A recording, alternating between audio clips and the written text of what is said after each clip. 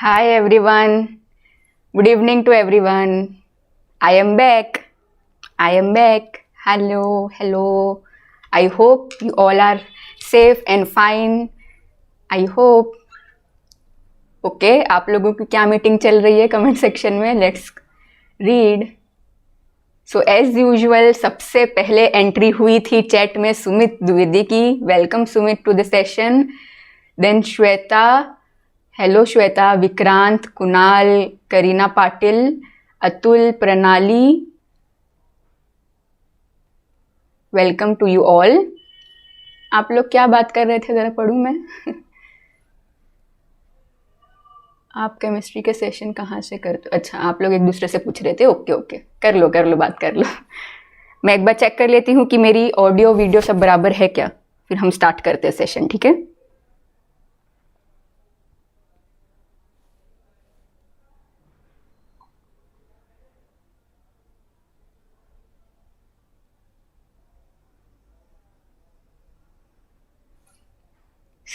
Hello Shyam. Hello Ayesha.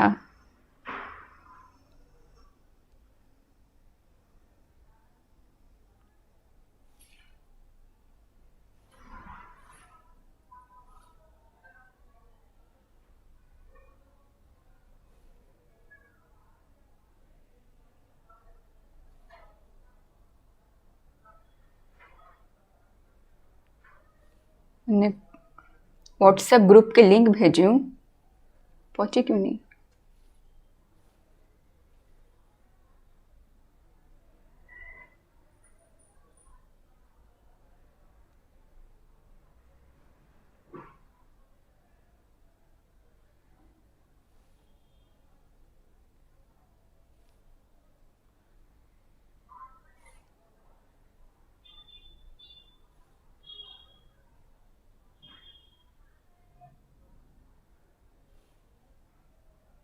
WhatsApp के group. Okay, no problem, बाद में देखते हैं. सो आज का सेशन आपको पता ही है, थंबनेल में देख चुके हो, और जो लोग टेलीग्राम ग्रुप ज्वाइन कर चुके हैं और जो व्हाट्सएप में है वो लोग को पता है कि आज हम क्या पढ़ने वाले हैं. आज हम बढ़ चुके हैं आपकी इंग्लिश की सेकंड पोयम, जिसका नाम है इंडियन वीवर्स. ठीक है. इस पोयम को भी हम 4 पार्ट्स में पढ़ेंगे. आपको पता ही है, जो लोग करीना सिंग समथिंग, अनअकैडमी पे केमिस्ट्री वीडियो अच्छी है, क्वालिटी है सब. अच्छा, आप यस यू आर राइट. सारी वीडियोस अच्छी है. सारे एजुकेटर्स आपको इस चैनल में अलग अलग सब्जेक्ट्स पढ़ा रहे हैं. Specially science and English subject launch हो चुका है. बाकी के जो कॉमर्स के सब्जेक्ट है और आर्ट्स के सब्जेक्ट है वो भी धीरे धीरे लॉन्च होने वाले हैं. ठीक है. Hello Zubair is also back. Nikita is also here. Hello everyone. तो आज हम क्या करने वाले हैं? आज हम आपकी सेकंड पोएम पढ़ने वाले हैं जिसका नाम है इंडियन वीवर्स. आज इसका वर्ड टू वर्ड एक्सप्लेनेशन करेंगे. ठीक है. तो छोटी सी पोएम है, ज़्यादा बड़ी नहीं है. 3 ही पैराग्राफ है और हर पैराग्राफ में 4 लाइन है. बहुत ईजी है और बस इसको हमको इस पोएम का थोड़ा सा डीप मीनिंग समझना है. ठीक है. और ज़्यादा कुछ करना है नहीं. छोटी सी पोएम है, मज़ा आएगा, जल्दी खत्म हो जाएगा. समझो हमारा हाफ आवर में अगर सेशन खत्म हो जाता है तो हम बाकी का हाफ आवर इंटरेक्शन करेंगे. आप मुझे कुछ पूछना, मैं उसके आंसर करूंगी. आपको कुछ करियर गाइडेंस चाहिए, कुछ टिप्स ट्रिक चाहिए, तो हम उस पर बात करेंगे. क्योंकि पोएम छोटी है, जल्दी खत्म हो जाएगा सेशन. ओके. पोएम पहले समझ लेंगे, फिर इस पोएम से कुछ डाउट है वो मुझसे पूछना, फिर हमारे पास टाइम बचेगा तो हम इंटरेक्ट करेंगे. ठीक है. सो सेशन स्टार्ट करने से पहले मैं आपको एज यूजुअल अपना इंट्रोडक्शन दे देती हूँ. सबसे पहले मेरा नाम शफक नाज है. ठीक है. इंग्लिश एजुकेटर हूँ मैं आपकी इस प्लेटफॉर्म में. 11th and 12th standard Maharashtra board को मैं इंग्लिश सब्जेक्ट पढ़ाने वाली हूँ. आपकी टेक्स्ट बुक का सब कुछ.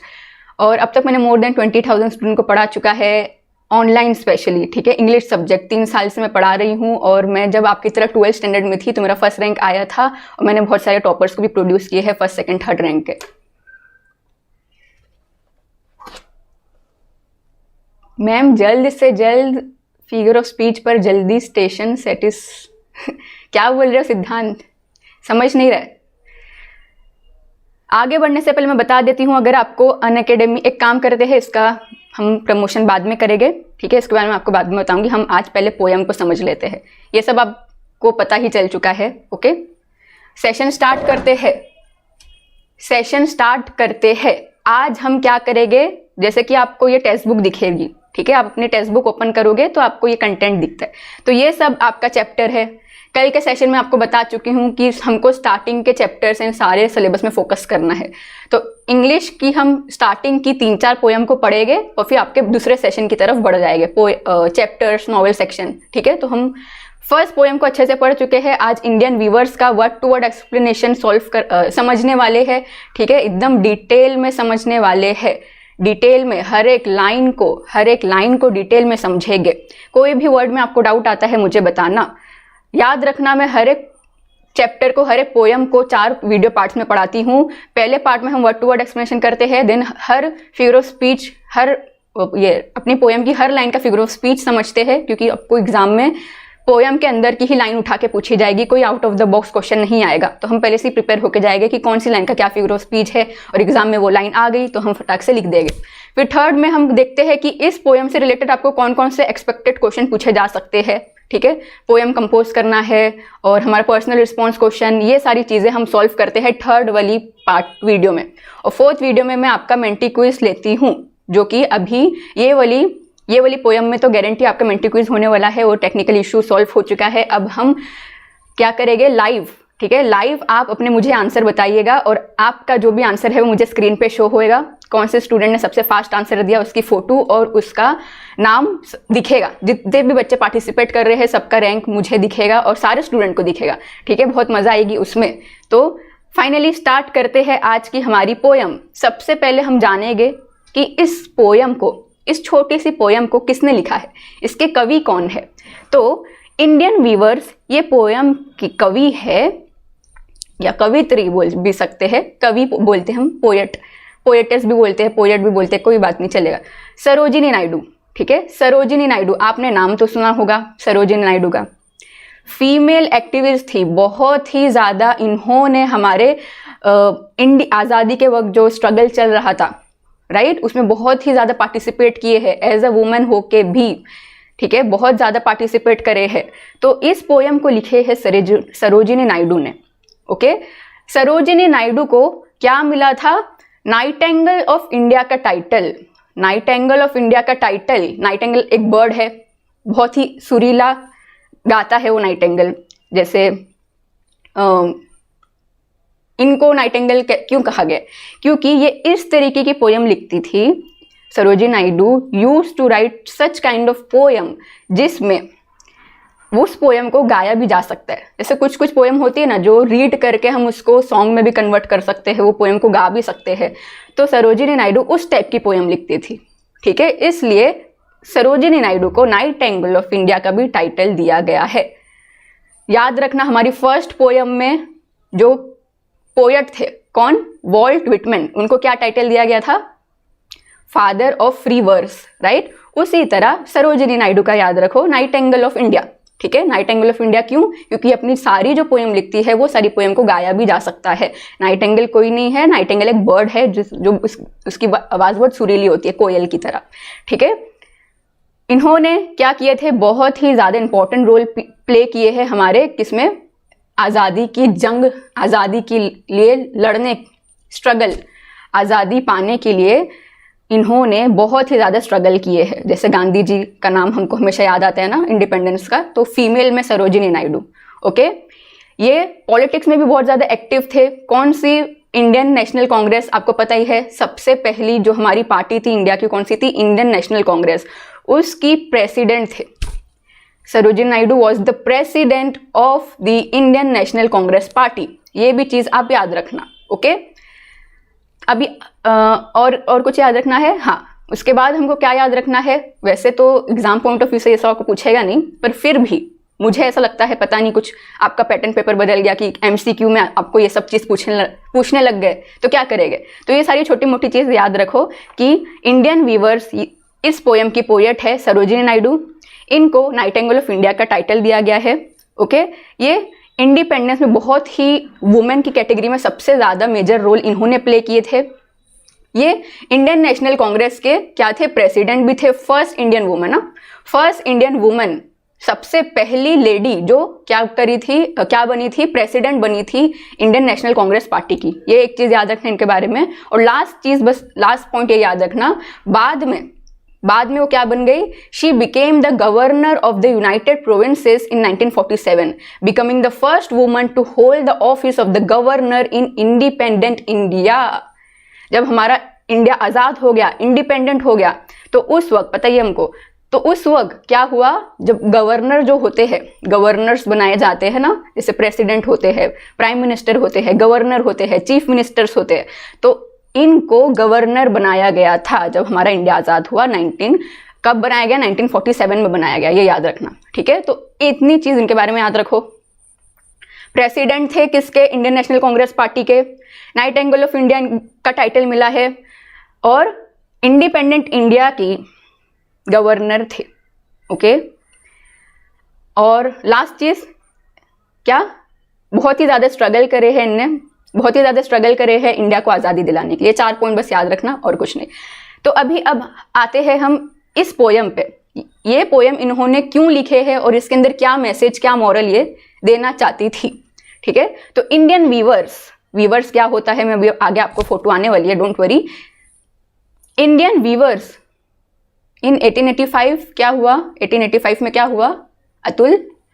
Indian weavers is a short poem where the poet talks about 3 types of garment यानी cloth, कपड़ा, that the weavers weave at 3 particular, ये आगे हम देखते हैं, मैंने सेम चीज आगे लिखी हूँ gist of the poem में, don't worry. The color mentioned in the stanza are very significant as they indicate the mood related to the event. बताती हूँ, मैंने सेम चीज आगे लिखी हूँ, आगे देखते हैं हम, क्योंकि यहाँ पे फोटो भी डाली हूँ मैंने। तो देखो पोयम का नाम क्या है, जो मैं पीछे अंडरलाइन कर रही थी वही सेम चीज मैंने इधर लिखी हुआ, ठीक है, वही सेम चीज इधर लिखी हुई है। पोयम का नाम क्या है? Indian weavers. अब पहले ये जानो वीवर्स का मतलब क्या होता है। वीवर्स का मतलब क्या होता है?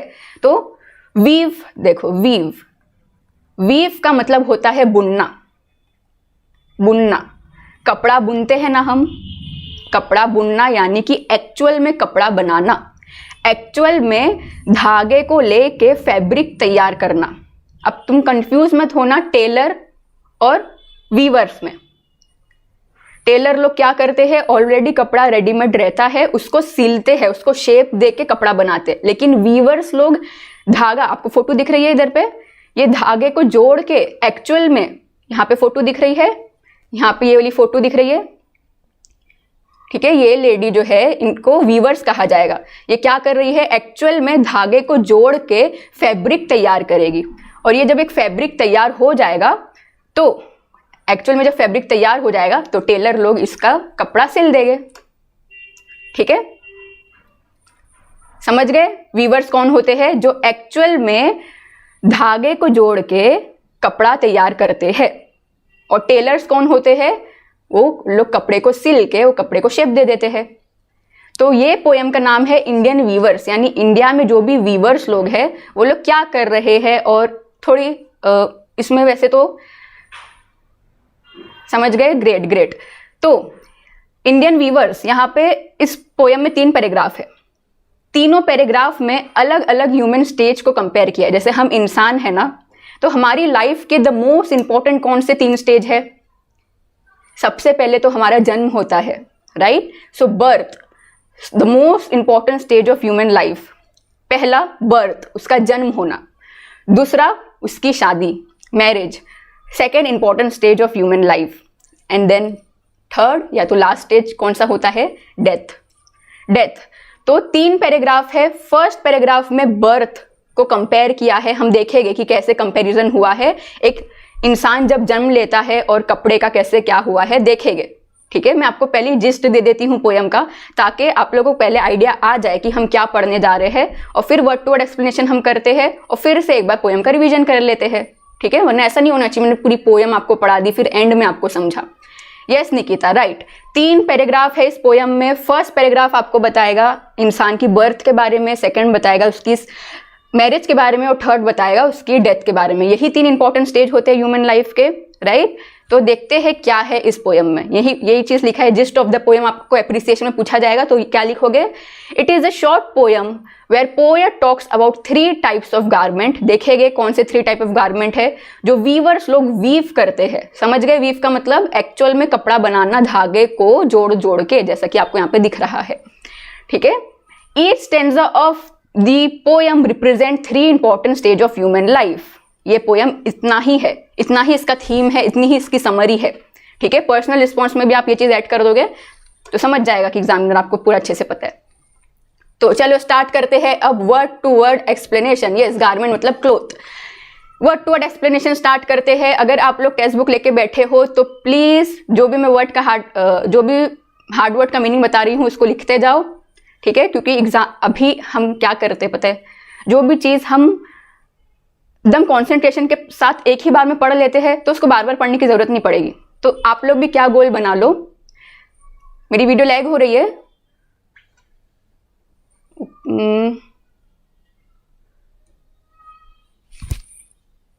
मेरी वीडियो लैग हो रही है क्या? प्लीज़ एक बार कंफर्म कर दो ताकि मैं कुछ चेक कर लेती हूँ, फिर हम कंटिन्यू करेंगे। अच्छा, नहीं हो रही है। जुबैर एंड सुमित बोल रहे हैं कि नहीं हो रही है, तो निकिता शायद आपका नेटवर्क कुछ प्रॉब्लम होगी, सो प्लीज़ चेक कर लो, या तो आप अपनी वीडियो की क्वालिटी कम कर लो तो सही हो जाएगा। अच्छा, हो रहा है लैग, चलेगा। मेरी आवाज़ तो आ रही है ना? मेरी आवाज़ आ रही है?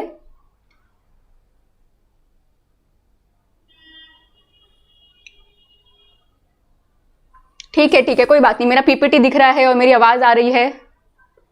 ओके, क्यों लैग हो रहा है ये? मुझे भी दिख रहा है लैग होते हुए। 1 मिनट, हाँ, मुझे 1 मिनट दे दो, बस चेक करती हूँ मैं क्या प्रॉब्लम है।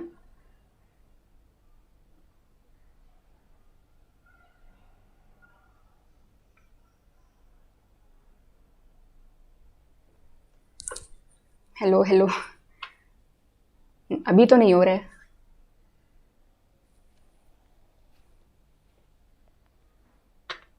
ओके, सॉल्व हो गया, अभी नहीं हो रहा है ना? अभी नहीं हो रहा है। चलो स्टार्ट करते हैं। आप अपने टेक्स्ट बुक लेके बैठ जाओ और टेक्स्ट बुक में आपको फर्स्ट लाइन आपकी ये दिखेगी। क्या है? चलो रीड करते हैं। वीवर्स, वीवर्स समझ गए हम। वीवर्स मतलब कौन? बुनकर, बुनकर लोग, जो लोग कपड़ा बुनते हैं, ठीक है। Weavers, weaving at break of day, weaving at break of day. Break of day मतलब मॉर्निंग, सुबह सुबह, दिन जैसी शुरुआत होता है, राइट। रात हो रही है, फिर जैसी 5 बजते हैं तो सूरज कैसा दम ऊपर आने लगता है और दिन की शुरुआत होती है, तो वो सीनरी को बोलते हैं ब्रेक ऑफ डे, यानी जो दिन की शुरुआत हो चुकी है। ओके, ब्रेक ऑफ डे जैसे कि आपको इधर पे दिख रहा है, ठीक है। जैसी एकदम सुबह हुई तो वीवर्स लोग क्या करने लगे? उठे और जल्दी से कपड़ा वीव करने लगे, कपड़ा बनाने लगे, सिलने नहीं, टेलर में कंफ्यूज मत होना। तो ये कौन बोल रहा है? हमें याद रखना, आपकी तीनों पैराग्राफ में जो फर्स्ट की 3 लाइन है, फर्स्ट की 3 लाइन है वो सरोजिनी नायडू क्वेश्चन पूछ रही है, और लास्ट की जो लाइन है उसका आंसर देंगे वीवर्स। पढ़ते हैं, देखो। सरोजिनी नायडू वीवर्स लोग को पूछ रही है। Sarojini Naidu is asking to the weavers, क्या पूछ रही है कि वीवर्स, सुबह होते ही तुमने वीविंग करना स्टार्ट कर दिए। कहां गया line? Weavers weaving at break of day, why do you weave a garment so gay, और तुम ये जो कपड़ा बुन रहे हो, गारमेंट का मतलब मैंने क्या बताई? क्लोथ, कपड़ा, और ये जो कपड़ा तुम बुन रहे हो ये तो बहुत ही ज्यादा ब्राइट है, बहुत ही ज्यादा चमकीला है। गे मतलब क्या? ब्राइट, ठीक है, गे मतलब ब्राइट। सरोजिनी नायडू बोलती है कि वीवर्स, दिन की शुरुआत होते ही, break of day, break of day, दिन की शुरुआत होते ही तुमने कपड़ा बुनना स्टार्ट कर दिए, और ये कपड़ा तो बहुत ही ज्यादा चमकीला है। किसकी तरह? Blue as the wing of halcyon wild. Blue, ये कपड़ा ब्लू है, किसकी तरह? एक हेल्सियन वाइल्ड। हेल्सियन ये पक्षी आपको दिख रहा है सामने, इस पक्षी को, इस बर्ड को हेल्सियन बोलते हैं, ठीक है। किंगफिशर की तरह वो दिखता है ये। इसका पंख कैसा है? दिख रहा है आपको? इस पक्षी का पंख कैसा है? कौन से कलर का है? ब्लू कलर का है। तो वही बोल रही है कि ये जो पक्षी है हेल्सियन वाइल्ड, कहाँ गई लाइन? लाइन घूम जाती है एक मिनट। हाँ, हेल्सियन वाइल्ड, हेल्सियन वाइल्ड, इसका जो विंग है, लिखा है इधर पे विंग, कैसा होता है? देखो दिख रहा है आपको, हेल्सियन, ये बर्ड का जो पंख होता है वो ब्लू कलर का होता है। तो बोल रही है कि तुम इतना ज्यादा चमकीला कपड़ा इतनी सुबह सुबह क्यों वीव कर रहे हो, और ये इतना चमकीला कपड़ा तो हेल्सियन वाइल्ड जो एक पक्षी है उसके पंख की तरह इतना चमकीला है ये तो, ठीक है। क्वेश्चन पूछे, सरोजिनी नायडू ने वीवर्स लोग को क्वेश्चन पूछी कि तुम क्यों बुन रहे हो इतनी सुबह सुबह कपड़ा, इतना चमकीला कपड़ा। तो आंसर क्या आता है? लास्ट लाइन आंसर है, लास्ट लाइन आंसर है। वीवर्स लोग रिप्लाई करते हैं सरोजिनी नायडू को क्या रिप्लाई किए हैं, देखो पढ़ते हैं। We weave the robe of a new born child, we weave the robe of new born child. हम क्या कर रहे हैं, एक छोटा सा बच्चा एक जन्म लिया है, हम उसका रॉब सिल रहे हैं। रॉब क्या होता है, जो छोटे से बच्चे को, जो छोटे छोटे बच्चे होते हैं उनको हम बांधते हैं ना जो कपड़े से, ये दिख रहा है आपको ब्लू कलर का, तो वो हम सिल रहे हैं, हम वो सिल रहे हैं। रॉब मतलब समझ गए, रॉब मतलब ये जो कपड़ा ब्लू कलर का दिख रहा है जो बच्चे को बांधने के लिए यूज होता है, ठीक है। तो व्यूअर्स लोग ने क्या बोले, हम इतना चमकीला कपड़ा क्यों सिल रहे हैं, क्योंकि वो छोटे बच्चे के लिए रॉब बनाना चाहते हैं।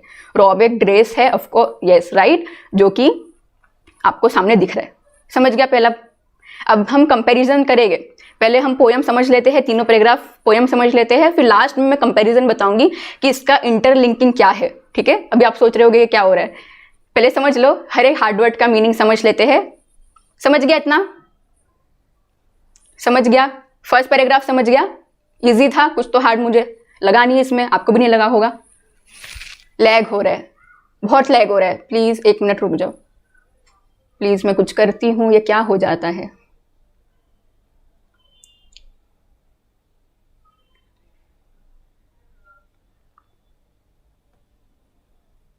अभी सही हो गया, ठीक है, ओके। चलो, किसी को कोई प्रॉब्लम नहीं है, अच्छी बात है कि फर्स्ट पैराग्राफ समझ गया, इजी था। अब हम बढ़ते हैं नेक्स्ट पैराग्राफ की तरफ, पोयम का नेक्स्ट पैराग्राफ की तरफ बढ़ते हैं। नेक्स्ट पैराग्राफ की फर्स्ट लाइन सेम, स्टार्टिंग की 3 लाइन में क्या होगा, सरोजिनी नायडू वीवर्स लोग को क्वेश्चन पूछेगी और लास्ट की लाइन में वीवर्स लोग ने आंसर दिए हैं। क्या क्वेश्चन पूछिए, देखो, Sarojini Naidu is asking to the weavers, क्या पूछ रही है, weavers weaving at fall of night, weavers बुन करो, अभी तक तुम क्या कर रहे हो, कपड़ा बुन रहे हो, वीविंग कर रहे हो, कभी फॉल ऑफ नाइट यानी कि रात आने वाली है। आपको यहाँ पे सीनरी दिख रही है, इवनिंग खत्म हो जाती है, मतलब शाम खत्म होके जब रात आने लगती है ना, उसको बोलते हैं फॉल ऑफ नाइट, ठीक है।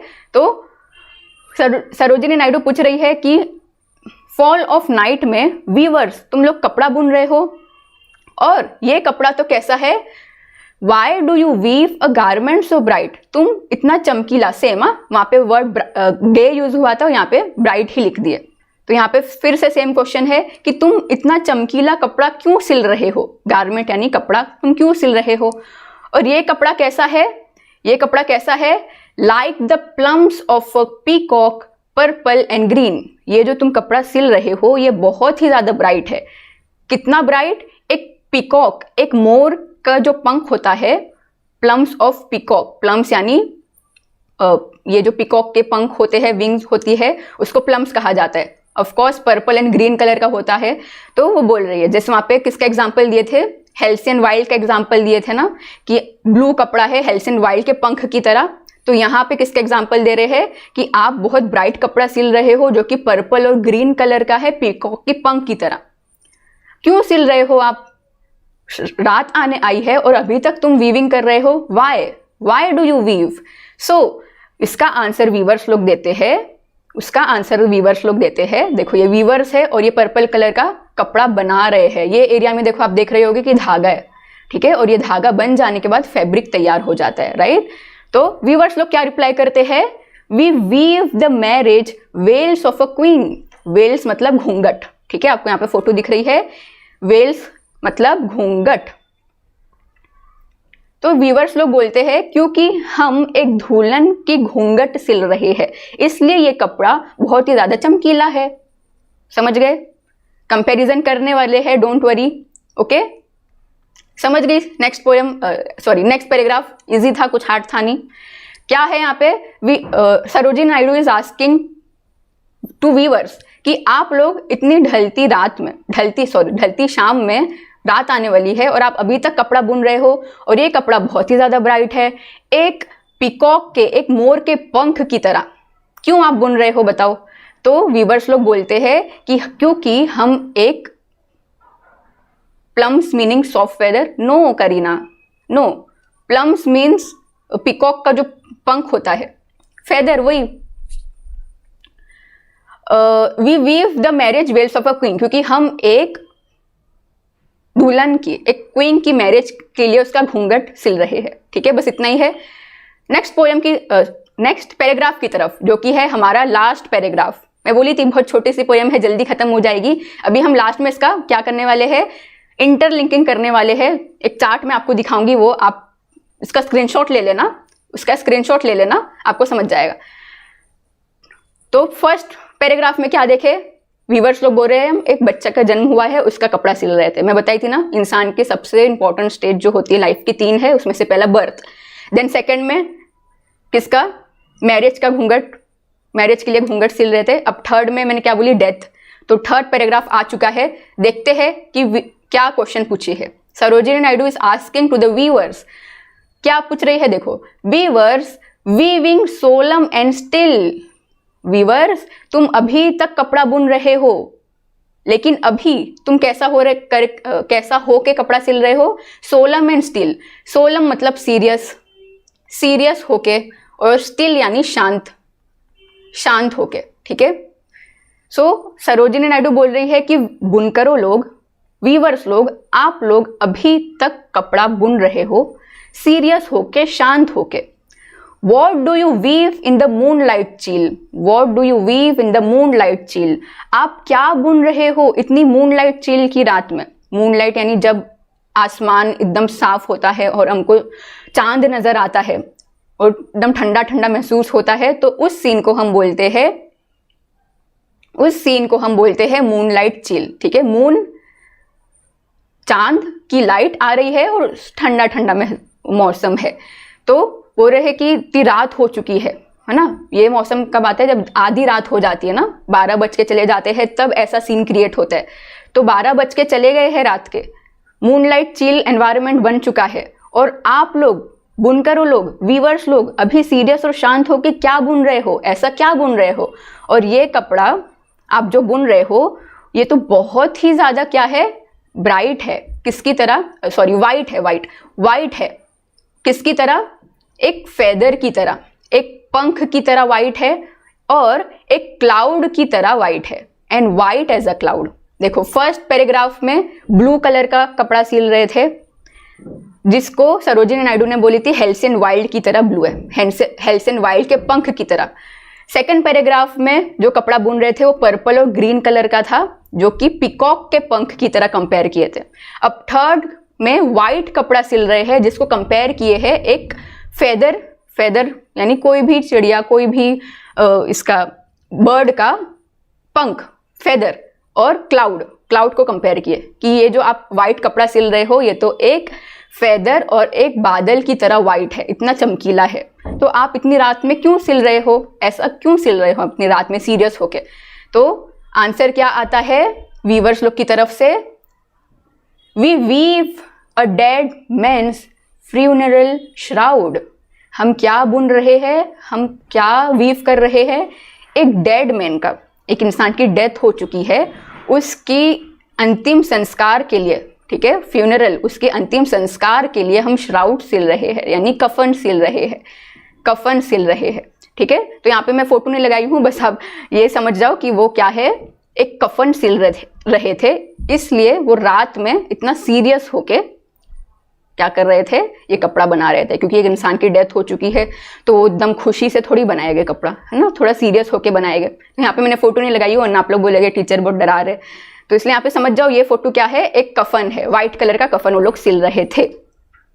तो यहाँ पे इतनी सी पोयम थी, खत्म हो चुकी है। 3 पैराग्राफ की थी, बहुत ही इंटरलिंकिंग है। अभी मैं आपको बताती हूँ, चलो बढ़ते हैं चार्ट की तरफ, चार्ट से कंपेयर करते हैं। यस श्याम, शॉर्ट में एक वर्ड में कफन बोल सकते हैं। कफन तो सबको समझता है ना, क्या means a cloth in which a dead person is wrapped। Absolutely correct, आपने सेंटेंस में लिखे हो, मैंने वो चीज को एक वर्ड में बोल दी। अभी आप सोच रहे होंगे कि इतना ज्यादा कंपैरिजन हुआ है, बहुत सारी चीजों का कंपैरिजन हुआ है, गौर से देखते हैं, इसका स्क्रीनशॉट ले लो। देखो, स्टेजेस ऑफ ह्यूमन लाइफ 3 होते हैं। इंसान की सब लाइफ में, हम इंसान है तो हमारी लाइफ में सब वैसे तो बहुत सारे स्टेजेस होते हैं, हम एजुकेशन लेते हैं, हम बहुत सारी चीज़ें करते हैं, लेकिन हमारी लाइफ का सबसे इंपॉर्टेंट 3 स्टेज ही होता है। जब हम जन्म लेते हैं, जब हमारी शादी होती है और हमारी डेथ हो जाती है। ठीक है, तो इस पोयम में, ये पोयम 3 पैराग्राफ की है, इंसान के 3 स्टेजेस बताए गए हैं। इतना क्लियर है? देन कौन सा टाइम बताया गया है? एक दिन जब होता है ना, कोई डे होता है, तो डे में कितने टाइम होते हैं? 3 होते हैं। मॉर्निंग, दिन की शुरुआत किससे होती है? मॉर्निंग। हम इंसान है, हमारी शुरुआत होती है जन्म से। उसी तरह एक दिन है, उसकी शुरुआत होती है सुबह से। कंपैरिजन समझो, इंसान स्टेजेस ऑफ लाइफ को कंपेयर किया है एक दिन से। इंसान की लाइफ की शुरुआत होती है उसके बर्थ से, एक दिन की शुरुआत होती है मॉर्निंग से। ठीक है, याद रखना। ओके, हमारे इंसान की लाइफ का सबसे अच्छा स्टेज कौन सा होता है? सबसे अच्छा स्टेज कौन सा होता है? मैरिज का। उसी तरह एक दिन जो होता है उसमें सबसे अच्छा टाइम कौन सा होता है? इवनिंग का। इवनिंग, ऐसा माना जाता है कि शाम, इसलिए मोस्ट ऑफ द शादी जो होती है वो शाम में होती है। तो यहाँ पे मैरिज को, शादी को कंपेयर किया है दिन के इवनिंग टाइम से। पढ़े ना, फॉल ऑफ नाइट। और जब इंसान की डेथ हो जाती है, इंसान की लाइफ का सबसे लास्ट स्टेज कौन सा होता है? उसकी डेथ। एक दिन का लास्ट स्टेज कौन सा होता है? एक दिन कैसे खत्म होता है? रात होती है और वो दिन खत्म, फिर दूसरे दिन दूसरी सुबह हो जाती है। तो यहाँ पे ये कंपैरिजन है। ठीक है, अभी यहाँ पे क्या है? 3 अलग अलग कपड़े भी है। 3 वर्ड याद रखना, 3 पैराग्राफ है, इंसान की 3 ह्यूमन स्टेजेस को बताया गया है, दिन के 3 टाइम को बताया गया है, और 3 कपड़े। 3 कपड़े कौन से? रॉब। ठीक है, रॉब पढ़े ना हमने फर्स्ट पैराग्राफ में। छोटा सा बच्चा पैदा हुआ है, उसको बांधने के लिए जो कपड़ा लगाते हैं, उसको पहनाते हैं, उसको बोलते हैं रॉब। फिर वेल, ठीक है, वेल, और कफन के लिए श्राउड। अभी आप सोचो, अगर एक वीवर है, वो बुनकर है, वो कपड़ा सिल रहा है, बना रहा है, सॉरी सिल नहीं रहा है, बुन रहा है। सिलेगा कौन? वो तो टेलर का काम है सिलना। वीवर्स लोग एक्चुअल में कपड़ा बनाते हैं, राइट? तो लोग क्या करेंगे? बहुत ही खुशी के साथ बनाएंगे, राइट? याद रखना, पर्सनल रिस्पॉन्स में कुछ आया तो लिख देना। तो एक छोटे से बच्चे का जन्म हुआ है, दिन की भी शुरुआत हुई है, तो लोग क्या कर रहे हैं? बहुत ही चमकीले कलर से, बहुत ही खुश होके, बहुत ही हैप्पीनेस से वो रॉब को तैयार कर रहे हैं। ये चीज़ याद रखना आप लोग, ओके? ये चीज़ याद रखना एग्जाम में। अगर टेबल कुछ आ जाता है या ट्रू फॉल्स कुछ आ जाता है तो सीरियस और वो मत लिख के आ जाना, सीरियस लिख के मत आ जाना, क्योंकि जब दिन ढल गया था, इंसान की डेथ के लिए कफन बना रहे थे वीवर्स लोग, उस वक्त वो लोग का मूड कैसा था? सैड एंड सीरियस था, ओके? और मैरिज का जब कपड़ा बना रहे थे तो उस वक्त भी वो लोग खुश थे, ठीक है? आप लोगों को बस इतनी सी चीज़ ही याद रखनी है, ये कंपैरिजन ही याद रखना है कि किस तरीके से सरोजिनी नायडू ने क्या करे है, इंसान की लाइफ में जो 3 इंपॉर्टेंट स्टेज होते हैं उसको कंपेयर किए हैं एक दिन के 3 इंपॉर्टेंट स्टेज से। और वीवर्स लोग जो है वो कपड़ा बना रहे हैं किसका? इंसान का कपड़ा बना रहे हैं, तो उसका मूड शो करे है कि जब एक छोटा बच्चा पैदा होता है तो लोग खुशी खुशी चमकीला कपड़ा बनाते हैं। जब इंसान की शादी के लिए कोई कपड़ा बनाना होता है तब भी वो लोग खुशी खुशी चमकीला कपड़ा बनाते हैं। लेकिन जब कोई इंसान की डेथ के लिए कफन बनाना होता है तो लोग बहुत ही ज़्यादा सैड और सीरियस होकर बनाते हैं। आपको इतना ही याद रखना है, बहुत छोटी सी पोयम है, ज़्यादा इतना भी हार्ड तो है नहीं, ठीक है? इतना तो हार्ड है नहीं, बहुत ही ईजी थी। बस आप क्या करो, बस आपको क्या करना है, इंटरलिंकिंग समझना है और हर एक हार्ड वर्ड का मीनिंग आपको पता होना चाहिए, ठीक है? जैसे सोलम का मतलब क्या है? सीरियस। स्टिल का मतलब है शांत, ओके? मूनलाइट चील आपको पता होना चाहिए क्या है। श्राउड मतलब क्या है? श्राउड मतलब क्या है? जैसे कि श्याम ने एकदम करेक्ट आंसर दिया है। देन वेल्स का मतलब पता होना चाहिए। फॉल ऑफ नाइट का मतलब क्या है? प्लम्स का मतलब क्या है? सारी चीज मैंने बता दी आपको फोटो के साथ बता दी। हेल्सियन का मतलब क्या है? हेल्सियन का मतलब तो नहीं है, हेल्सियन एक खुद चिड़िया है, एक बर्ड है, ठीक है? तो आई होप आपको अब समझ गई होगी। ये पोयम बहुत ही छोटी थी, बहुत ही मजेदार थी, जल्दी से खत्म भी हो गई और फिनिश हमने कर दिया। बताओ कुछ डाउट है? कुछ डाउट है तो पूछ लो। आपकी पोयम नंबर 2 इंडियन वीवर्स, जितना सिंप्लीफाई कर सकती थी मैं मैंने कोई भी कॉम्प्लिकेट वर्ड यूज़ नहीं करी हूँ, मैंने कोई भी कॉम्प्लिकेट लैंग्वेज या कोई भी कॉम्प्लिकेट वर्डिंग्स का इस्तेमाल नहीं करी हूँ। जितना मैक्सिमम पॉसिबल वे में सिंपल कर सकती थी उतना सिंपल वे में आपको समझाई हूँ। तो आई होप आपको समझ में आ गया होगा, राइट? बहुत ही ईजी थी ना, बहुत ही ईजी थी। आपके वैसे मैं बता दूं, आपके चैप्टर पोयम में जितनी भी पोयम है टोटल, उसमें सबसे ईजी पोयम ये थी, ठीक है? सबसे ईजी सबसे छोटी पोयम आपकी ये वाली थी, इंडियन वीवर्स, जो हमने पढ़ के ख़त्म कर दिया। हो गया, हमारी 2 पोयम पढ़ के कंप्लीट हो चुकी है इंग्लिश की 12th स्टैंडर्ड। ऐसे ही हम आपका पूरा धीरे धीरे करके पूरी बुक कंप्लीट करने वाले हैं इंग्लिश की, ठीक है? टारगेट मैंने बना दी हूँ, आपकी पूरी बुक हमको कंप्लीट करना है। धीरे धीरे करके कंप्लीट करेंगे, स्लो एंड स्टेडी, जैसे आज मैंने ग्रुप में डाली हूँ, राइट? तो मेरे साथ बने रहो। मैं जैसा आपको बता रही हूँ कि मैं आपके लिए सब कुछ प्रिपेयर करके आती हूँ।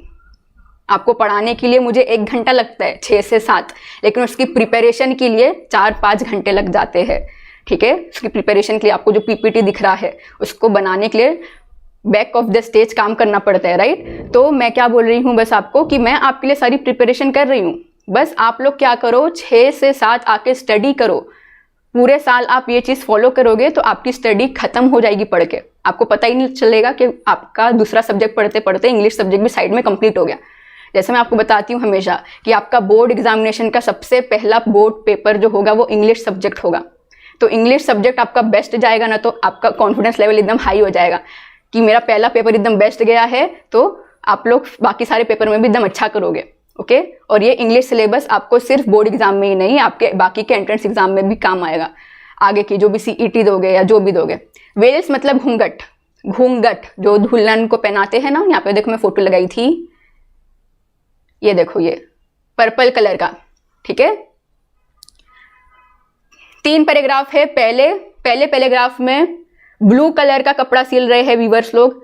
सेकंड पैराग्राफ में पर्पल और ग्रीन कलर का, और 3rd पैराग्राफ में व्हाइट कलर का कपड़ा सिल रहे हैं, ठीक है? इसलिए याद रखना। आई होप आपको समझ गई होगी। कुछ भी डाउट है तो पूछ लो। प्रेत वस्त्र, प्रेत वस्त्र, वाओ, तुम्हारी हिंदी तो बहुत ही शुद्ध है, बहुत ही अच्छी है। यस प्रणाली, यू आर राइट, बोल सकते हैं। अभी मेरी मतलब इतना मुझे हिंदी एकदम परफेक्ट नहीं आती है जैसे आपने लिखे हो, लेकिन अगर जिसको हिंदी आती है तो आई होप प्रणाली का आंसर आप लोगों को हेल्पफुल लगा होगा। वेल्स यानी घूंघट, yes Shweta, right. Hello Ritujit, आप लेट एंट्री करे हो। हमारी पोयम पढ़ के कंप्लीट हो चुकी है, हमारी पोयम कंप्लीट हो चुकी है। चलो मैं कोई क्वेश्चन पूछूं आप लोगों को, कोई डाउट है तो पूछो, फिर मैं करती हूँ पहले।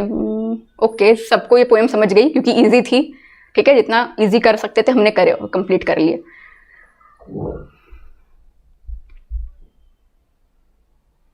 चलो मैं आपको 2-3 क्वेश्चन पूछती हूँ और फिर हम क्या करेंगे, ये सेशन को एंड नहीं करेंगे। अभी कितना बज रहा है, 15 मिनट हमारे पास रहेगा ना, तो आप कुछ भी मेरे से पूछना, इंटरेक्शन हम करेंगे और फिर 7 बजे कर देंगे हम। Poem is very easy. अगर ये पोयम एग्जाम में आ जाती है तो आउट ऑफ मार्क्स लेके आएंगे। यस यस सिद्धार्थ, एब्सोल्युटली, बहुत ही ज़्यादा इजी पोयम है। मैं जैसे बताई टोटल 8 पोयम है आपकी, 8 में से सबसे ज़्यादा इजी पोयम आपकी ये थी, इंडियन वीवर्स। तो बताओ क्या पूछूं? मूनलाइट चिल में मैं आपको क्वेश्चन पूछ रही हूँ, आंसर बताओ। एकदम इजी क्वेश्चन पूछ रही हूँ। मूनलाइट चिल का टाइम था, उस वक्त वीवर्स लोग, उस वक्त बुनकर लोग का मूड कैसा था और वो लोग क्या सिल रहे थे। आपको 2 चीज बतानी है। वीवर्स लोग मूनलाइट चिल के टाइम में, यानी रात के 12 बजे के बाद मूनलाइट जो ठंडा ठंडा मौसम होता है वो था, तो उस वक्त वीवर्स लोग का मूड कैसा था और वो लोग क्या सिल रहे थे। मूड बताओ और क्या सिल रहे थे वो बताओ।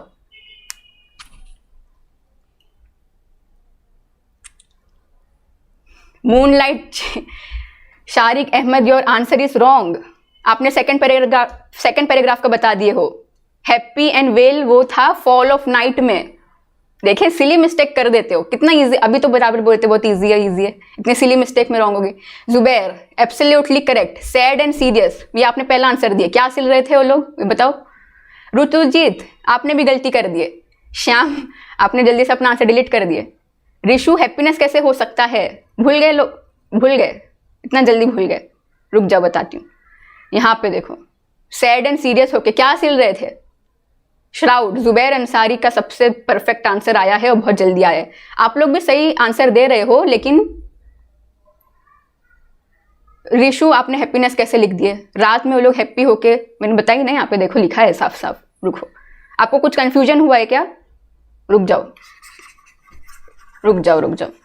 आप लोग मुझे लगता है सेकंड पैराग्राफ और थर्ड पैराग्राफ में कंफ्यूज हो गए हो। देखो यहाँ पे जो रात है ना, यहाँ पे जो रात है, ये सेकंड पैराग्राफ है। Fall of night, fall of night यानी शाम खत्म हुई और अभी रात आ रही है, यानी 8-9 बजे का जो टाइम होता है ना, शाम खत्म हो जाती है और रात आने लगती है, वो वाले टाइम को बोलते हैं फॉल ऑफ नाइट। ठीक है, वो वाले टाइम को बोलते हैं फॉल ऑफ नाइट। इसको देखो कहाँ गया, ये इवनिंग, ये सेकंड पैराग्राफ में है। और मैंने आपको जो क्वेश्चन पूछी वो था मूनलाइट चिल। मूनलाइट चिल यानी एकदम आधी अंधेरी रात में, रात के 12 बजे के बाद मूनलाइट चिल वाला मैंने क्वेश्चन आपको पूछी, तो आपने सेकंड पैराग्राफ का आंसर दे दिया सबने। तो रात में मूनलाइट चिल का मौसम था, तो उस वक्त लोग सीरियस होके फ्यूनरल श्राउड सिल रहे थे। ठीक है, क्वेश्चन अच्छे से समझो प्लीज। पोयम इजी है, लेकिन आप लोग सिली मिस्टेक कर दोगे तो फिर क्या फायदा? सबसे परफेक्ट आंसर इधर पे, सबसे फास्ट और सबसे परफेक्ट आंसर आया था जुबैर का। Congratulation Zubair, very good. आप बाकी सबने भी आंसर दिए हो लेकिन मिस्टेक करे हो, तो प्लीज गलती मत करना। आपको एक और क्वेश्चन पूछती हूँ, रुको, कंफ्यूज मत हो जाओ। ऐसे अभी पता चलता है ना, देखो क्वेश्चन पूछ रही हो तो पता चल रहा है कि आप कंफ्यूज हो रहे हो।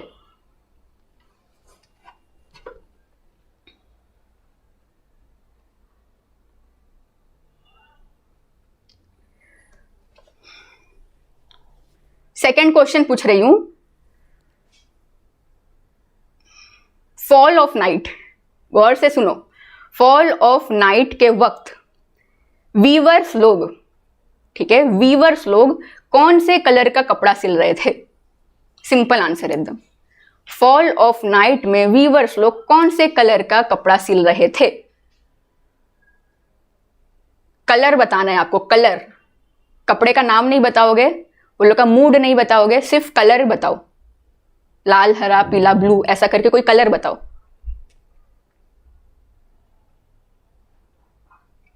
Purple and green, absolutely correct Pranali, purple and green. ठीक है,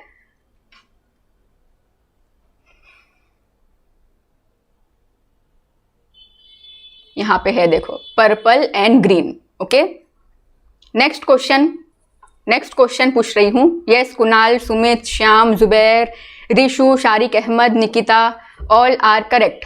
सुमित, वाइट कैसे? सुमित तुम रॉन्ग हो। सुमित, वाइट क्या सोच के तुमने लिखे उधर पे? ओके, नेक्स्ट क्वेश्चन पूछती हूं।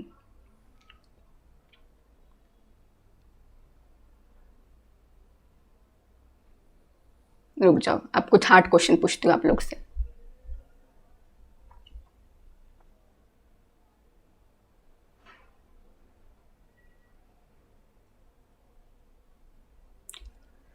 सरोजिनी नायडू को, इस पोयम की पोएटेस है सरोजिनी नायडू।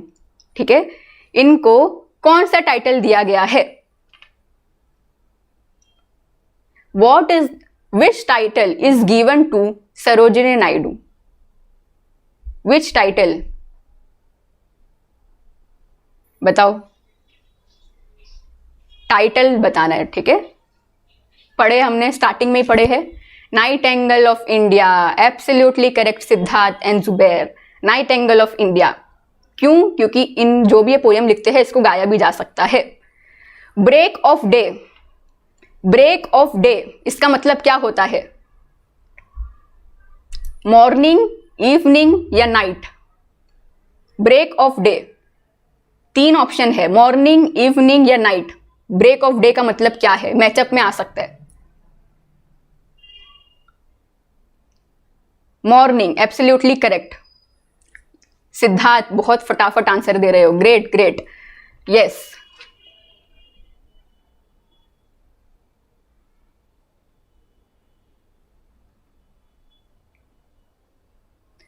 नेक्स्ट क्वेश्चन, सुबह सुबह वीवर्स लोग, ठीक है, हमको पता है सुबह सुबह वीवर्स जो थे वो एक छोटे से बच्चे का रॉब सिल रहे थे, एक छोटे से बच्चे का रॉब सिल रहे थे। तो वो रॉब का जो कलर था वो किससे कंपेयर किया गया है, बताओ। जैसे यहाँ पे सेकंड पैराग्राफ में पीकॉक के पंख से कंपेयर किया है, तो रॉब जो है उसको कौन सी चीज से कंपेयर किया गया है, बताओ।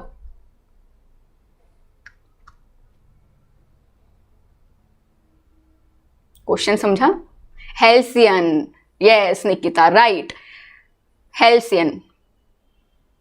कलर नहीं, मैंने बोली किससे कंपेयर, कौन सी चीज से कंपेयर किया गया है, हेल्सियन। और अगर आप लिखते हेल्सियन के पंख, ठीक है, हेल्सियन का विंग, यहाँ पे लिखा है ना विंग ऑफ हेल्सियन, देखो यहाँ पे लिखा है wing, wing wing wing, halcyon के पंख की तरह ब्लू है ये। हेल्सियन तो क्या होता है, ब्राउन कलर का होता है, लेकिन उसका पंख जो होता है वो ब्लू कलर का होता है। तो आप अगर विंग ऑफ हेल्सियन लिखते तो ज्यादा परफेक्ट आंसर होता, लेकिन चलेगा।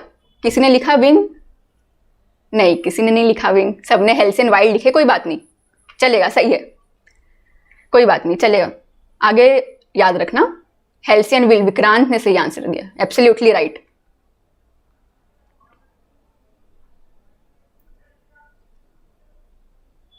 गे का मतलब क्या होता है? What do you mean by the word gay? What do you mean by the word gay?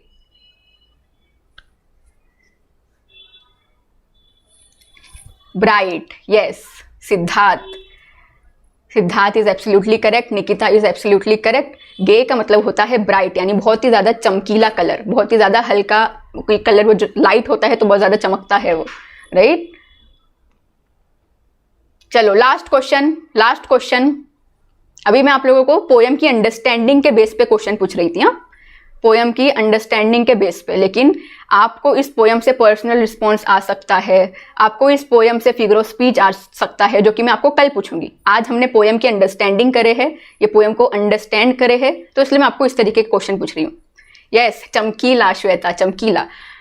Last question.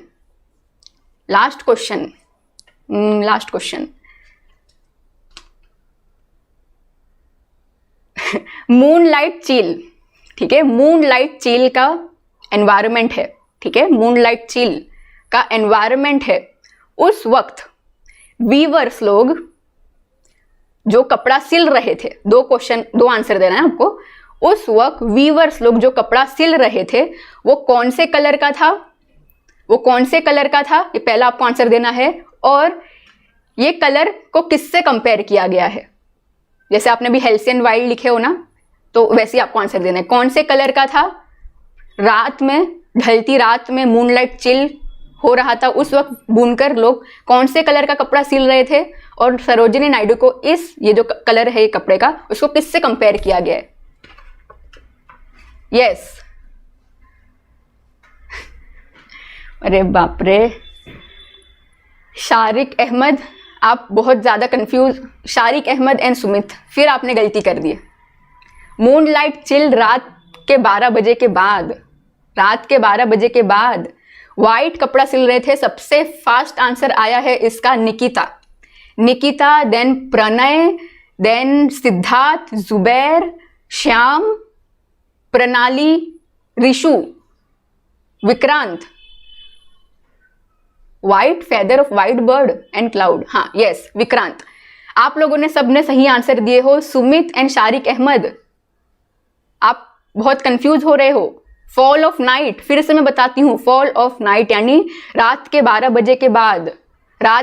बजे के बाद वीवर्स लोग व्हाइट कपड़ा सिल रहे थे। और व्हाइट कपड़ा कैसा था, इधर पे मैंने आपको फोटो दिखाई थी, ये देखो, फेदर, व्हाइट कपड़ा था।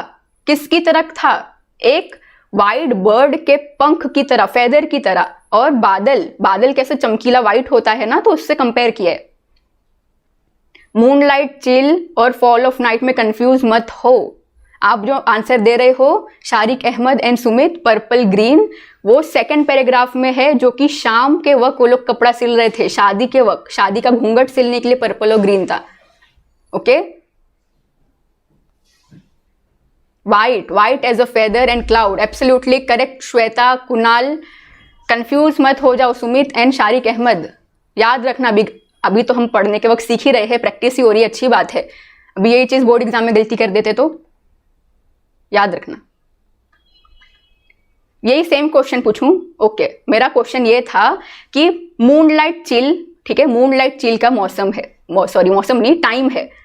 मूनलाइट चिल यानी रात के 12 बज चुके हैं और अभी जो रात है वो बहुत ही ज्यादा अंधेरी है। रात का मौसम कैसा होता है 12 बजे के बाद? यहाँ पे देखो कैसा होता है, दिख रहा है, चांद आ जाता है, इसलिए मूनलाइट चिल। तो इस वक्त वीवर्स लोग कौन से कलर का कपड़ा सिल रहे थे? व्हाइट कलर का सिल रहे थे ना। और ये व्हाइट कलर का कपड़ा कैसा है? व्हाइट कलर का कपड़ा है इसकी तरह, फेदर की तरह और बादल की तरह। बस इतना ही आपको याद रखना है, इतना ही याद रखना है।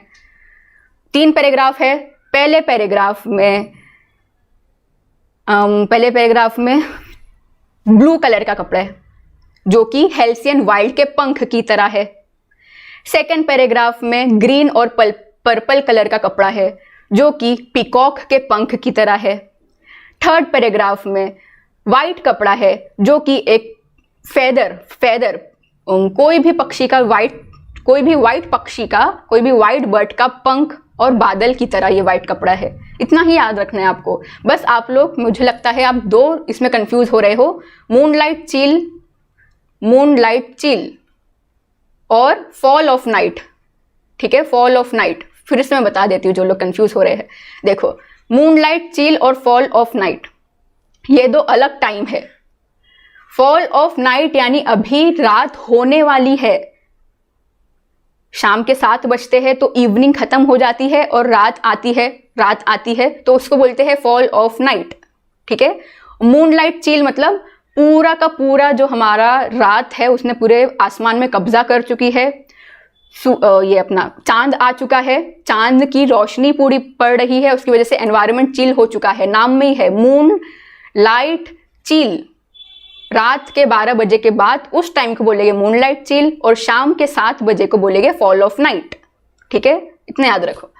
तो आई होप अच्छा हुआ मैंने ये सब क्वेश्चन पूछी तो आप लोगों के डाउट क्लियर हुए, वरना मैम प्लीज व्हाट्सएप ग्रुप की लिंक डिस्क्रिप्शन में दे दिए। ओके पक्का, मुझे अभी डिस्क्रिप्शन में ही डालना पड़ेगा क्योंकि मैं यहाँ पे लाइव सेशन में डाल नहीं पा रही हूँ।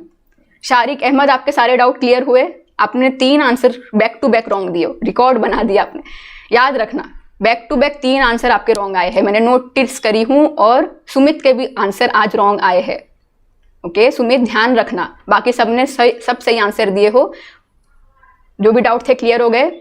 अब हम कल इस पोयम का फिगर ऑफ स्पीच समझेंगे हर एक लाइन का, और क्या करेंगे विथ एक्सप्लेनेशन ना, ताकि आपको कोई भी, देखो फॉर एग्जाम्पल आपको ये लाइन एग्जाम में आ जाती है, figure of speech confirm question है जो 2 मार्क्स के लिए आएगा। आपको एग्जाम में आ जाती है weavers weaving solemn and still, ये आपको एग्जाम में लाइन दी रहेगी और बोलेगा कि इसका फिगर ऑफ स्पीच बताओ और एक्सप्लेन करो। तो हम पहले से प्रिपेयर होकर जाएंगे, हमको पता होगा, हम अपने टेक्स्ट बुक में पहले से लिखे होंगे इस लाइन के आगे कि इसका क्या है, इसका फिगर ऑफ स्पीच एलिट्रेशन है क्योंकि यहाँ पे सोलम के एस और स्टील का एस रिपीट हो रहा है। अगर हम पहले से ही लिख देंगे अपने टेक्स्ट बुक की हर एक लाइन के आगे तो हमको ना एग्जाम में हमारा बहुत टाइम बचेगा, ठीक है, क्योंकि राइटिंग स्किल हमको सॉल्व करना होता है, नॉवेल्स क्वेश्चन सॉल्व करने होते हैं, बहुत स्कोरिंग होते हैं सब, तो हमारा पूरा पेपर कंप्लीट हो जाएगा। आई होप आपको ये पोएम अच्छे से समझ गई होगी। अगर फिर भी कुछ डाउट है तो मुझे कल पूछ लेना, ठीक है। Break of day, morning, fall of night, evening, moonlight chill, night. Yes Pranali, देखो प्रणाली ने आपके लिए कितना इजी कर दी। शारिक अहमद एंड सुमित, प्रणाली ने आपके लिए आपको समझाने के लिए एकदम समरी दे दी कि ब्रेक ऑफ डे का मतलब होता है मॉर्निंग, फॉल ऑफ नाइट का मतलब होता है इवनिंग और मूनलाइट चिल का मतलब है नाइट। आप इतना भी समझ सकते हो। थैंक यू प्रणाली। चलो जुबैर के सारे डाउट क्लियर हो चुके हैं। निकिता, सुमित, मैम क्वेश्चन पूछा था आके आंसर अभी तक नहीं मिला। कौन सा क्वेश्चन, कहाँ पे पूछे थे तुमने? तो देखो हमारे 4 पार्ट्स में से ये पार्ट हमारा कंप्लीट हो गया, वर्ड टू वर्ड एक्सप्लेनेशन। अब कल हम फिगर ऑफ स्पीच करेंगे, ठीक है। परसों ब्रेनस्टॉर्मिंग सॉल्व करेंगे, इस पोएम से रिलेटेड आपके जितने भी क्वेश्चन बन सकते हैं सब सॉल्व करेंगे, और उसके बाद मैं आपको मेंटी क्विज लेने वाली हूँ। Menti quiz on the spot होगा, सब बच्चे लोग का आंसर मुझे पता चलेगा, सब हम देखेंगे कौन टॉप कर रहा है और कौन कितना पानी में है, सब देखेंगे, ठीक है। नहीं, सबका अच्छा ही आएगा, पता है। अभी तो आपके डाउट क्लियर हो गए ना, कुछ भी आपको प्रॉब्लम आ रही थी सॉल्व हो गया। चलो, कुछ डाउट है तो पूछ लो, ताकि हम आज का सेशन एंड करते हैं और कल मिलेंगे। मुझे बहुत मज़ा आ रहा है कि आपका इतना जल्दी जल्दी सिलेबस खत्म हो रहा है और आप मेरे साथ पढ़ रहे हो, अपना इंग्लिश सब्जेक्ट कवर कर रहे हो, अपने डाउट सॉल्व कर रहे हो, इतना अच्छा इन्वॉल्वमेंट और एंगेजमेंट दिखा रहे हो, बहुत अच्छा लग रहा है। आई होप कि आप लोगों का जो भी ड्रीम है, आपको जितने भी मार्क्स चाहिए वो लाने में मैं आपकी हेल्प करूं, और हमारा ऐसे ही फन वे में, अच्छे से अमेजिंग वे में हमारी बोर्ड की जर्नी खत्म हो जाए। और मुझे सब लोग क्या करना, बोर्ड एग्जाम के मार्क्स ज़रूर बताना, ठीक है, ज़रूर बताना। चलो, पता है बहुत दूर की बात है, लेकिन अभी से प्लानिंग करनी पड़ती है ना। तो यस, मेंटी क्विज के लिए मैं भी बहुत ज़्यादा एक्साइटेड हूँ, रेडी रहना सब लोग पार्टिसिपेट करना, बहुत मज़ा आएगा। फिक्स है ना सिलेबस चेंज होगा मैम? नहीं होगा, 110% 1000% गारंटी है कि आप लोगों का सिलेबस चेंज नहीं होगा। आपको मैं जो पढ़ा रही हूँ वही रहेगा, क्योंकि ये सिलेबस पिछले साल ही इन्वेंट हुआ है, री इन्वेंट या पब्लिश हुआ है, जो भी बोल सकते हो, ठीक है। तो इतना जल्दी तो नहीं जा सकता है सिलेबस, इम्पॉसिबल है। हमको ये सब चीज़ ही पढ़नी है, इसकी गारंटी मैं दे रही हूँ आपको, डोंट वरी, ठीक है। Hello Nawaz, hello.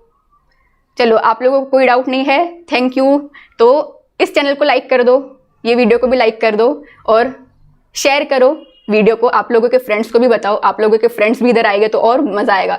जितने ज़्यादा स्टूडेंट होंगे उतना ज़्यादा हमको मज़ा आएगा। और जैसे आप आंसर्स देते हो, जैसे आज प्रणाली ने हेल्प करी, प्रणाली का आंसर सुमित और शारिक अहमद को काम आया, वैसे और स्टूडेंट अगर आएंगे, वो लोग भी अपना पॉइंट ऑफ व्यू देंगे, तो हमारी स्टडी और बूस्ट हो जाएगी। तो जितने ज़्यादा स्टूडेंट उतना ज़्यादा मज़ा, उतना ज़्यादा हमारा रैंक। ओके, सो ओके, हम सिद्धार्थ का क्वेश्चन पढ़ लेते हैं और फिर सेशन को ख़त्म करते हैं। सिद्धार्थ, क्या पूछ रहे हो? एक क्वेश्चन था, आप कल बोले थे जो रिड्यूस सिलेबस है वो छोड़कर स्टडी करना है। आपके यूट्यूब चैनल है, वहाँ आपने रिड्यूस सिलेबस की वीडियो अपलोड की है, जहाँ आपने बताया है प्रोज सेक्शन 1.5 तो अपना ये वाला ड्रेस ना, ड्रेस कोई चैप्टर है ना, 1.5। आप एक मिनट, रिड्यूस सिलेबस है, अरे क्या हो गया, डिलीट क्यों कर दिए क्वेश्चन? मैं फिर से पूछ लो। देखो, अच्छा मैं समझ गई आपका क्वेश्चन। आप पूछ रहे हो कि मैंने कल आपको बोली थी कि रिड्यूस सिलेबस आपको नहीं पढ़ना है, राइट? लेकिन आपने मेरे यूट्यूब चैनल में देखे होंगे कि मैंने 1.5 चैप्टर नहीं पढ़ाई हूँ, मैंने नहीं पढ़ाई हूँ, आपने उसमें पैटर्न पेपर में देख लिए होंगे। तो आपको नहीं पढ़ना है, नहीं पढ़ना है। मैं, आप दूसरी चीज़ भूल जाओ, मैं यहाँ पे डेली लाइव आ रही हूँ ना, इस पे फोकस करो। अभी तक मैंने टोटल कितनी 6 लाइव लेक्चर ले चुकी हूँ, टोटल 6 घंटा पढ़ा चुकी हूँ अलग अलग सेशन में। फर्स्ट सेशन में हमने इंग्लिश का पैटर्न पेपर सॉल्व करे, फिर सेकंड सेशन 1 2 3 4, ये 4 वीडियो में हमने फर्स्ट पोएम को पूरा कंप्लीट करे। और आज हमारा ये 6th सेशन था, जहाँ पे हमने आपकी सेकंड पोएम का वर्ड टू वर्ड एक्सप्लेनेशन करे, ठीक है। तो वो सारी चीज़ें भूल जाओ। आप बस ये एम रखो कि आपको अनअकैडमी के प्लेटफॉर्म में, इसी प्लेटफॉर्म में सब्सक्राइब कर लो इस चैनल को। इस प्लेटफॉर्म में आपको डेली 6 से 7 इंग्लिश सब्जेक्ट पढ़ने के लिए आना है, बस इतना ही सोचो। बाकी सब कुछ मैं हैंडल कर रही हूँ आपकी एंड से, बाकी सब कुछ मैं हैंडल कर रही हूँ, सब नोट्स आपके लिए बना रही हूँ, पीपीटी तैयार कर रही हूँ, सब कुछ कर रही हूँ। बस आप 6 से 7 आओ, अपना इन्वॉल्वमेंट दिखाओ, जो भी क्वेश्चन पूछ रही हूँ वो सॉल्व करो बस, और कुछ मत करो। बाकी सब कुछ मैं कर दूंगी, डोंट वरी। चलो, आज का सेशन एंड करते हैं, कल मिलेंगे। मेंटी क्विज के लिए रेडी रहो, क्वेश्चन को, पोएम को अच्छे से पढ़ लो। Bye bye Siddharth, Shyam, bye everyone. Like share and subscribe कर दो चैनल को। Bye everyone.